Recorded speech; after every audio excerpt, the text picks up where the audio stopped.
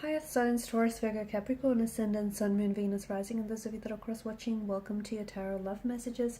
In today's reading, we're going to take a look and see who's thinking about you, who's got you on their mind. This is going to be a general reading, guys. Please keep that in mind. If you are after a personal tarot reading with myself, feel free to reach out and inquire. My email address is going to be listed below the video. There is also going to be a part 2 to this reading, okay, and in part 2 we are going to explore the messages in a little bit more detail, and part 2 is also going to be made available via the extension link below.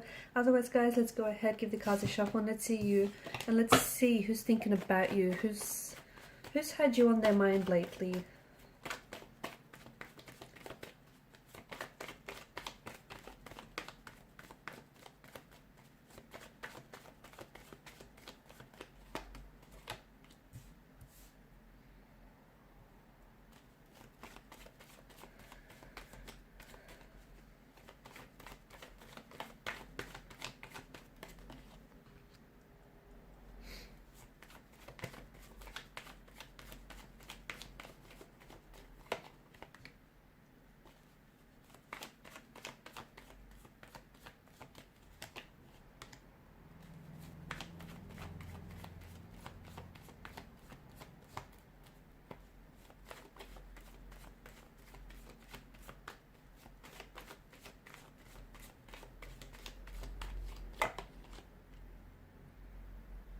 Wow, this is interesting. Okay.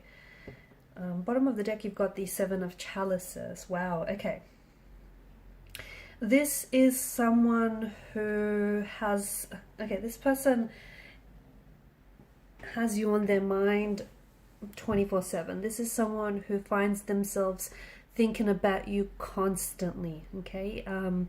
And the more they try to not think about you, the more they end up thinking about you, okay? This is someone who, I mean, this person is, let's just say they're obsessed. This is someone who is obsessively and repeatedly thinking about you, okay? This is someone who cannot stop focusing on you. They're fixated on you. They're infatuated with you. They're obsessed with you. And I feel like this is someone who almost feels guilty for thinking about you as much as they do, or who feels like, okay, you know, them thinking about you is very distracting, because it's to the point where I feel like they can't function properly, okay? I feel like they're feeling very distracted here, like they're thinking about, you know, about maybe the last time that they saw you, or the next date that they have planned with you. They're thinking about you, what you're up to. They're thinking about if you think about them too. I mean, this is someone who,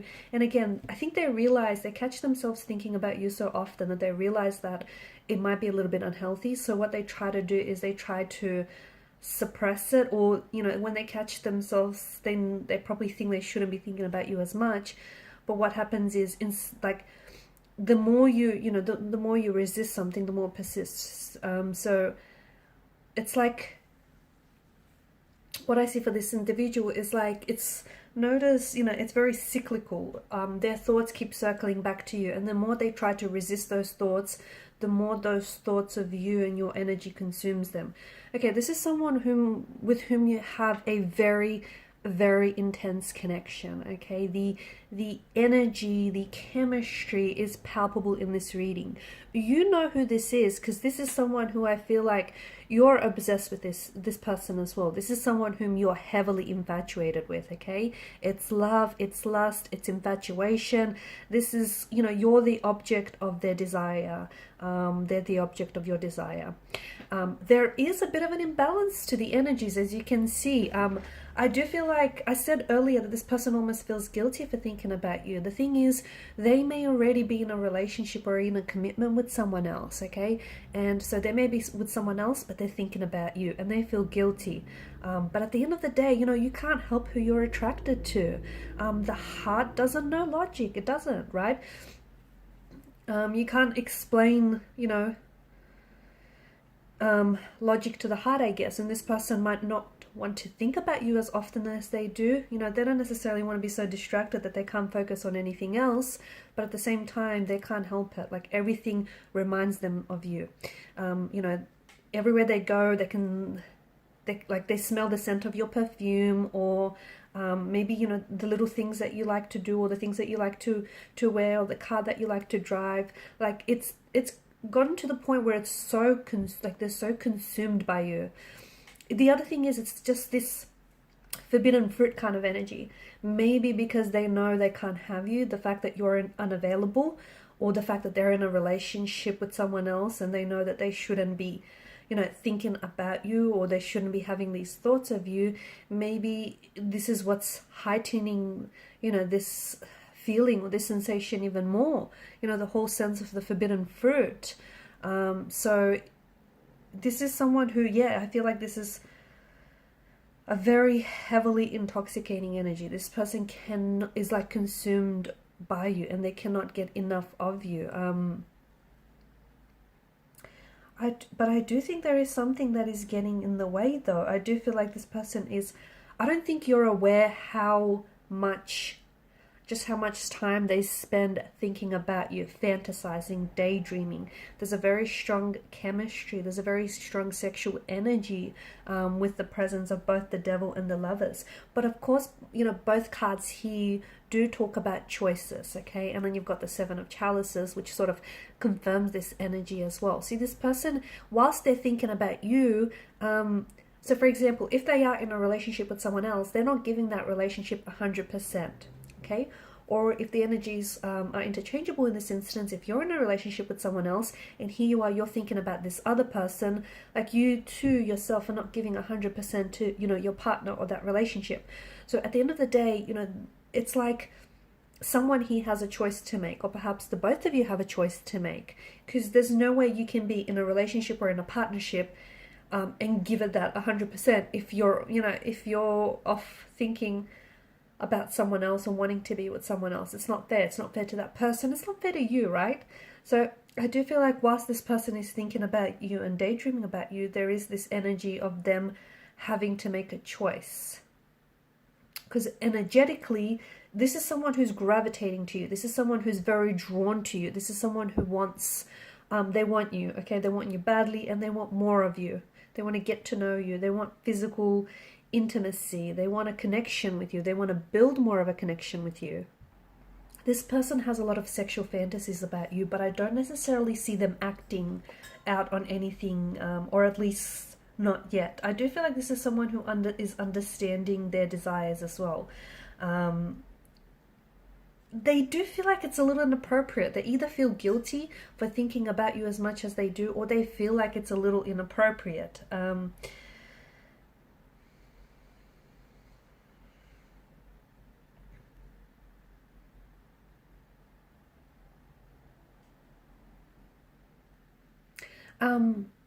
The other thing is, I want to mention that it doesn't necessarily, the imbalance that I see in the energies, it doesn't necessarily mean that this person is in a relationship with someone else, okay? It could be, it very well could be that this person is seeing someone else, is attached to someone else, or you're seeing and you're attached to someone else. But it's one of these where, it's one of this energy where they're infatuated with you, but they can't have you, okay? Or they feel like they can't have you. So it's either there is something here that's getting in the way, or they're just too afraid to act on their feelings. They're too afraid to act on their emotions. Maybe you've rejected this person in the past, okay? Or maybe this is someone whom, this is because the devil could represent an ex, okay? So it could be someone that, you know, you've had a romantic relationship with in the past. It could have been a fling that you far flung. It could have been something very brief and very fleeting. It could have been like a full-blown relationship. But it does feel like it could be an ex, okay? Or somehow this person was already attached to you.